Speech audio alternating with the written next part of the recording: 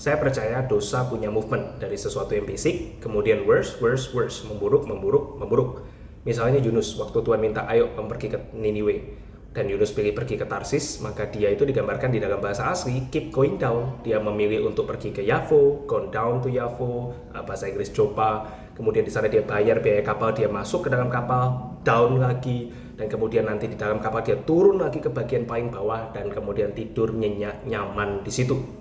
Atau Mazmur misalnya, Mazmur menggambarkan orang yang berjalan di dalam nasihat pencemooh itu dengan pertama dia jalan dulu, kemudian dia berdiri, dia mulai memperhatikan, dan tidak lama dia duduk di sana. Artinya dia somehow keep getting worse ya, progresnya itu menurun, progresnya itu memburuk.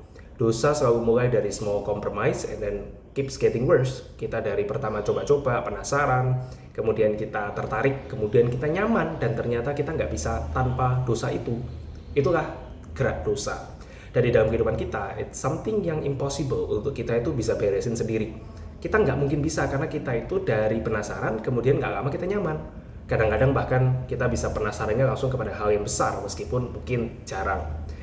Suatu problem ini, itu sesuatu problem yang ada di dalam. Jadi bisa saja sih kita tidak melakukan dosa yang kelihatan, tapi hati kita itu condong kepada dosa. Misalnya dengki, benci, iri hati, dendam, dan perasaan-perasaan lain, meskipun di tampilan luarnya kita baik-baik saja. Nah, what we need adalah firman Tuhan. Firman Tuhan itu perlu panggil kita untuk bangun dan sadar dan kemudian keluar dari jerat itu. Tapi panggilan yang di luar itu, ya nggak tentu bisa mengubah kita. Kita bisa dengar khotbah, kita bisa dengar firman, kita bisa baca, kita bisa dengar YouTube, kita bisa nonton video ini, atau apapun yang lain, and nothing happen. Karena panggilan eksternal saja, seberapa pentingnya pun, bukanlah panggilan yang bisa mengubahkan kita. Kita perlu panggilan di dalam, panggilan yang internal, panggilan yang memanggil kita dengan efektif, dan itu harus dilakukan di dalam hati.